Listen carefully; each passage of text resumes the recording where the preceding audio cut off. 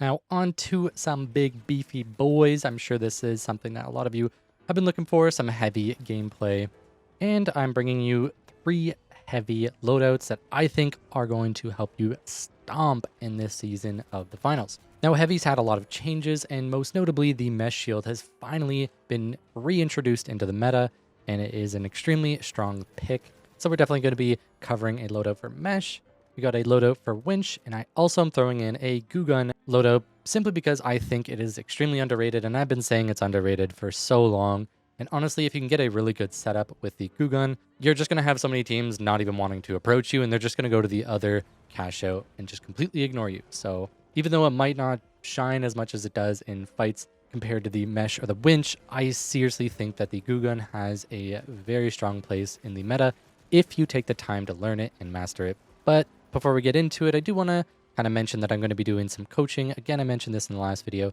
Feel free to check out the Twitch, and I'm going to be doing some coaching VOD reviews and live coaching that will end up on the YouTube channel in the future.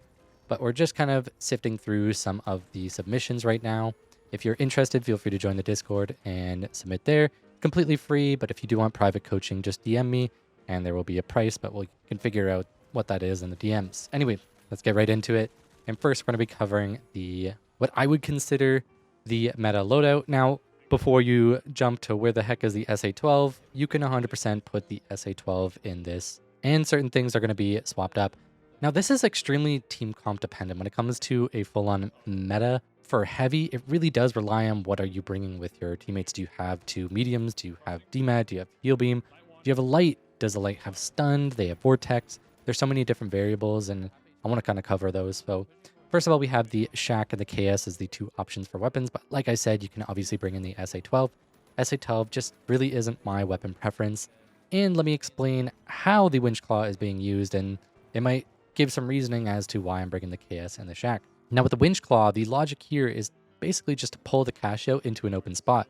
Bring it out of the buildings, especially if you have a DMAT player that can open up walls, and you just pull it right out. And then from there, you can play range. The Shack and the KS are pretty solid for playing at those medium ranges, but you really don't want to play fully into it, which is why I'm not bringing Deagles, because you don't want to sit so far back. You need to be the first one in for your team, so that's why I have the Shack here. I honestly just absolutely love using the Shack. I find it so satisfying, and that's why I'm using it quite a bit.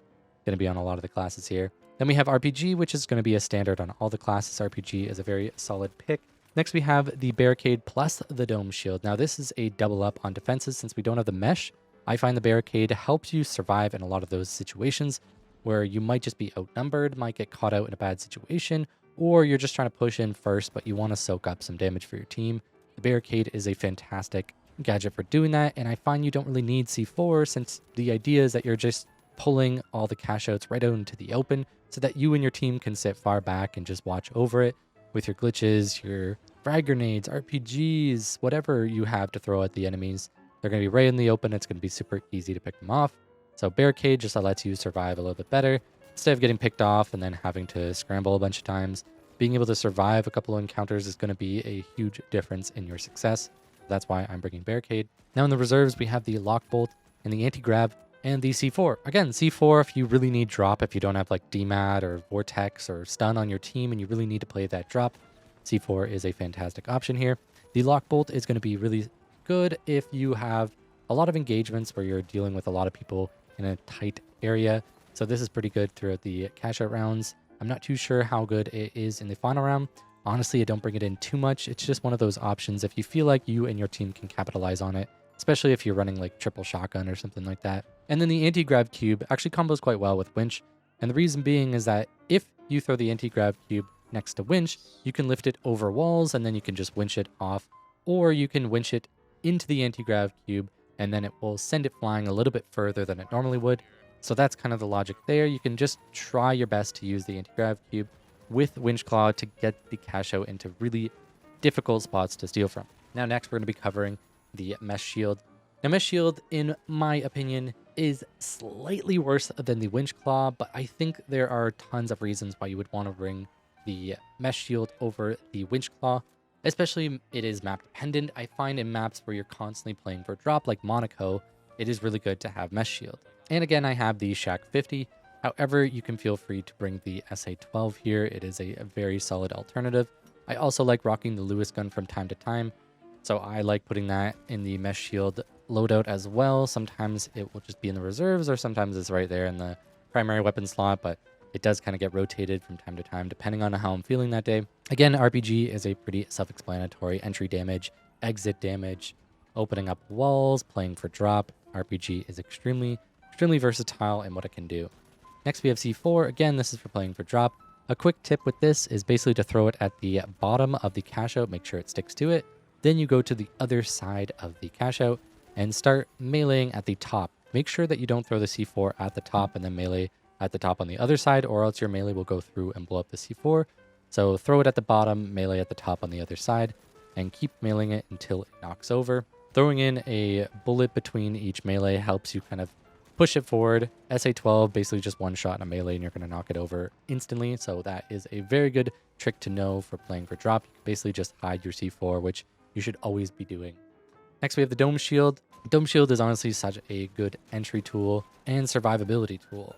There is a world of a difference between somebody who is good and bad at the Dome Shield, and making sure that you are utilizing that small window of the Dome Shield being up to maximize its use case is going to be essential for you to actually be a good heavy. I find that this is a pretty big issue that a lot of heavies have when they are first learning the class, is simply just throwing it at the wrong time or wasting it. Honestly, you should save it for keeping your mediums alive more so than yourself, and you're going to start to understand a little bit more logic on when to use the Dome Shield rather than just constantly throwing it at any sign of an enemy. Next, we have the Lock Bolt in the reserve. So yeah, again, it's just something I'm kind of experimenting with from time to time. There are a lot of times where I find it's actually very useful, but for the most part, it hasn't really been shining as much as a lot of other things. Next, we have the Barricade and the Goo Grenade, basically serving the same purpose, just making sure that you are creating cover for you and your team, and then the Goo Grenade is just going to fill up those spots where the Barricade might not, especially in certain doorways or in weird little angles where the Barricade is on this staircase or something like that where it just won't place. The Goo Grenade is going to be a little bit more accessible there, so it's kind of up to you what you prefer to bring. Most of the time I would prefer Barricade simply because of how durable it is. Now let's cover the Goo Gun specialization. For this loadout, we're going to be covering some little tips and tricks with it, but this isn't going to be a full tutorial. So to skip ahead a little bit, the anti-grav cube here comboed with a Goo Gun is really good. Basically just throw the anti-grav cube, lift up a cache out, and then create a platform using goo off of a wall, and then you can end up creating a cocoon where you basically are trapping it to the ceiling or to a wall, which makes it a little bit harder for them to steal. Sure, they could throw grenades, they could use RPGs, they could use pyro grenades. If somebody's using a pyro grenade, they're probably a free team anyway. They're probably really bad at the game. So realistically, a lot of the ways that they are going to counter this strategy is by wasting a gadget, which is extremely important to understand. Now, if you're playing below the cache out, say with a dematerializer player, by the time that they drop it, your teammate can then drop it again with a dematerializer, or you can use anti-grav cube from a floor below to then lift it up again to stall it a little bit further. Or if you're playing off-site, you can throw the anti-grav cube right as they drop it so that you lift them out into the air, making it a lot easier to shoot them. So there's a lot of interesting synergies there, but the idea that they have to use gadgets and they have to make noise and try to break the cocoon is exactly what you want. You want them there trying to free the cache out, because at that point they're very vulnerable to you flanking and pushing them. I think a lot of people I've seen in some videos basically commenting about, oh, that's so easy, you could just throw one pyro grenade and your whole cocoon's gone. And it's like, well, that's exactly what we want you to do. We want you to be in a vulnerable position. We want you wasting your gadgets, because then you are in a perfect spot to flank and kill. Now, the Lewis gun is what I'm using here, simply because this class doesn't play like the typical heavy class. This is actually a bit of a further range class. So if you are a fan of using deagles, I think deagles and Goo Gun is a better synergy than some of the other gadgets, simply because deagles are meant to be sit far back, just sniping. And I also have the shack in the reserve here because, again, I just really like using the shack. And if I want to play a little bit closer, then I have the option to use the shack, or the Lewis gun is going to be my standard for playing a little bit of a further range class. Again, RPG is pretty self-explanatory. Dome Shield, we went over that before.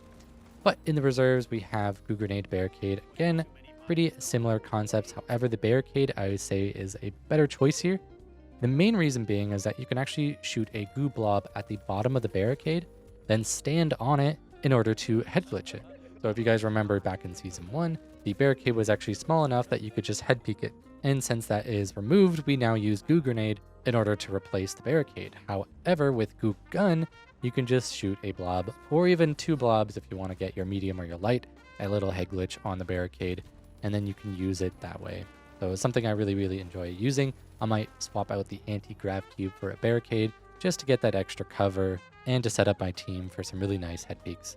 And then we have C4 if we want to play drop instead of playing the cocoon strat. Totally up to you, it's pretty versatile. So I'm hoping with these loadouts you guys can get out there and have some fun dominating in this new season. Honestly, Heavy is just super strong right now. They are stomping those lobbies. And do not sleep on Goo Gun. Honestly, spend some time with it. I promise you guys will enjoy it after you've spent the time and dedication learning how to properly utilize the specialization. Thank you so much to all of my members. Subscribe if you haven't already. And now that you guys know the way of the beefcake, get out there, and I will see you in the finals.